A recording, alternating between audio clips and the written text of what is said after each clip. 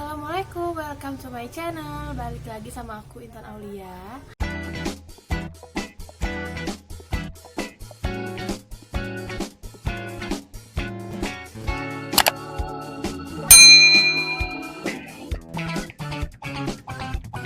Bagi bunda-bunda yang anaknya belum berjalan, pantengin video ini sampai habis karena video ini akan membahas tips gimana anak kita tuh bisa cepat jalan.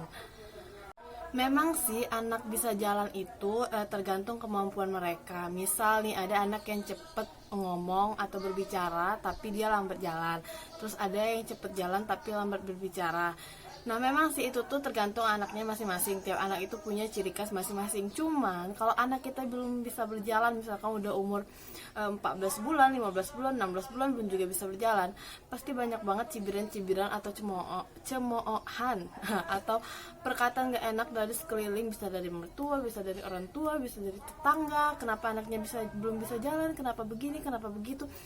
Pasti ujung-ujungnya yang disalahkan adalah orang tua, terutama ibunya, karena ibunya lah yang selalu ada sama dia gitu. Nah kemarin Alesa itu bisa mulai berjalan itu dari umur sekitar 10 bulan setengah sampai 11 bulan setengah itu udah mulai mau berjalan. Nah lancarnya itu pas setahun itu udah lancar banget dia berjalan. Nah sekarang umurnya adalah setahun 1 bulan itu dia udah bisa mau lari. Oke. Nah, gimana sih cara aku menstimulasi baby Alesa untuk bisa cepat jalan kemarin? Nah, ada 10 tips yang aku bakal kasih ke kalian. Jadi tonton video ini sampai habis supaya membantu kalian untuk menstimulasi atau membuat baby kalian tuh cepat berjalan.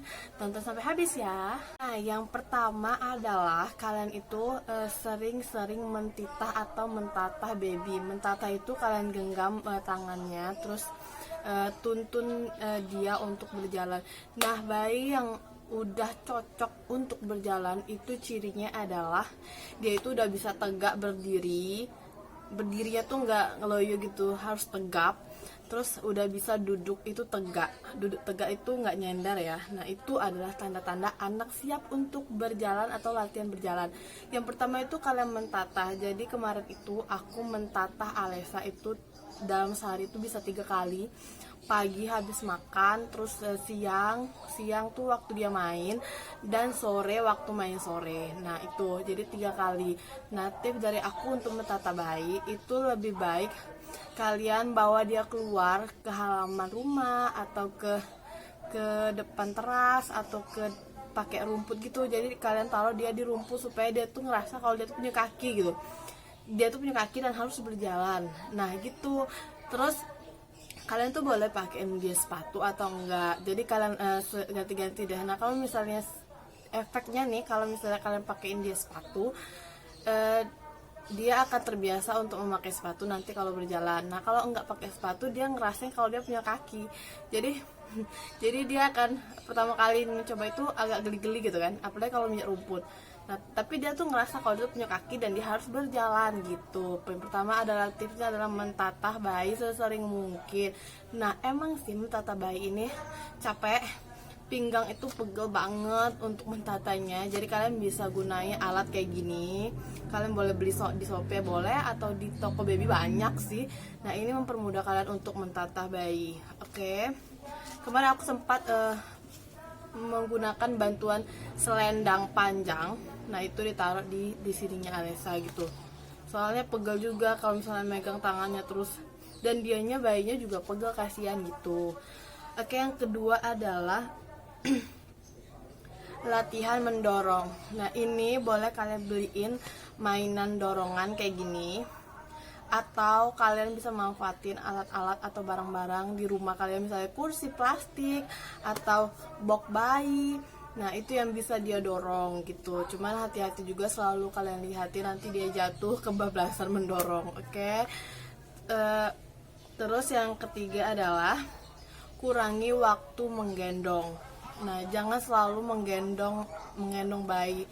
Jadi kalian tuh beri motivasi gitu, kamu tuh udah gede, jadi kamu tuh kamu tuh harus bisa berdiri dan berjalan sendiri gitu. Kalian tuh motivasi terus baby itu memang belum mengerti, cuman baby itu nggak bisa nyaut apa omongan kita, cuman dia tuh udah mengerti sebenarnya gitu.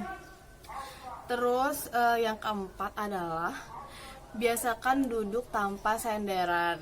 Nah, kalian tuh bisa biasain baby itu duduk tanpa nyender. Oke, nah caranya adalah misalnya kalian tuh putarin lagu anak-anak deh buat baby kalian. Nah, suruh dia itu duduk. Biasanya dia itu akan duduk tegak kayak gini. Gak usah didudukin di tempat duduk waktu makan gitu, nggak usah. Oke, jadi duduknya tuh mandiri aja lah gitu. Terus yang kelima adalah jika masih merangkak, nah misal kita panggil nih, Alesa sini gitu kan, terus dia tuh malas berjalan, lanjut dia merangkak. Nah itu bisa kita kasih motivasi, Alesa kamu tuh udah gede, nggak boleh merangkak terus, harus berjalan kayak gitu. Jadi tuh motivasi itu penting banget buat anak itu bisa berjalan. Oke. Yang keenam adalah, nah ini menurut aku penting banget, ajak bertemu dengan teman sebaya. Nah kemarin itu Alesa itu memiliki sepupu umur 1,5 tahun. Waktu itu Alesa 9 bulan, jadi umur dia itu sekitar 1 tahun 4 bulan. Nah dia itu badannya itu hampir sama dengan Alesa, cuman dia udah lancar banget buat berjalan. Nah waktu itu pernah Alesa itu baru bisa itu selangkah aja, tapi waktu main sama si sepupunya ini, nah dia itu bisa 5-6 langkah tanpa dia sadari karena ngikutin si sepupunya ini jalan gitu. Nah tiba-tiba waktu aku pulang lagi ke rumah, udah sendiri aja kan dia, nah dia tuh nggak mau lagi berjalan 5-6 langkah, jadi tinggal selangkah lagi itu duduk, sudah selangkah duduk kayak gitu. Jadi penting banget untuk mengajak dia itu berbaur dengan teman-teman sebayanya yang udah bisa jalan. Oke. Terus yang ketujuh adalah, nah, kalian boleh cobain beliin sepatu, tapi sepatunya itu jangan yang berbunyi atau yang berlampu. Kenapa gitu? Soalnya kalau misalnya sepatunya itu berbunyi atau berlampu, dia itu akan fokus dengan sepatunya, jadi dia itu nggak akan jalan gitu loh. Dia akan mencoba melihat sepatunya, terus dia tuh nggak akan berjalan. Aku udah cobain itu, jadi belinya itu sepatu yang biasa aja, oke? Nah kalau misalnya pakai sepatu, kalian ajak deh dia berjalan-jalan atau sambil mentatah gitu di sekeliling rumah atau di komplek kalian gitu. Nah, mengajak anak-anak atau baby itu jalan-jalan itu juga membuka wawasan mereka, jadi mereka tuh lebih senang gitu. Yang kedelapan adalah, nah kemarin Alesa pakai baby walker, cuma katanya nggak direkomendasiin lagi kan baby walkernya. Cuma menurut aku sih kalau misalnya kalian mau beli juga nggak apa-apa ya, tapi emang harus diliatin banget supaya nggak sampai jatuh gitu, jadi penjaganya harus ketat. Nah di baby walker itu kemarin Alesa itu kayak dorong ke sana ke sini menurut aku sih itu mempengaruhi otot kakinya supaya lebih kuat gitu. Terus yang kesembilan adalah, nah kalau misalnya dia udah melangkah 2-3 langkah, nah kalian pancing dengan mainan favorit. Misalkan mainan favoritnya itu remote TV. Nah bayi itu kayak gitu. Kalau misalnya kita beli mainan, dia tuh nggak tertarik, itu lebih tertarik kayak remote TV, apa lagi ya, kayak pena atau spidol kayak gitu. Jadi kalian taruh remote TV itu agak jauh 2 meter dari tempat dia, tapi taruh di tempat yang tinggi dan terlihat dengan dia. Nah terus kalian suruh dia kejar. Nah biasanya dia akan memulai untuk melangkah tuh, untuk mengambil mainan favoritnya itu. Nah kalau misalnya dia udah nyampe nih, udah hampir deket, kalian boleh jauhin lagi sekitar semeter, agak 3-2 kali gitu deh kalian jauhin. Terus kalau dia udah dapat, kalian kasih reward, kalian puji, pinter, anak mama pinter, kayak gitu. Jadi kasih reward atau pujian ke babynya gitu, jadi mereka tuh lebih semangat. Oke. Yang terakhir adalah kalian pijat kaki. Nah ini bisa kalian lihat di Google, banyak tuh cara-cara untuk memijat kaki. Pijat kaki ini berguna untuk kelenturan, persendian pinggul dan otot-otot bayi gitu. Oke, kemarin aku belum nyoba sih yang pijat kaki ini, cuman aku sudah nyoba yang ke-9 tips sebelumnya itu yang aku sebut tadi.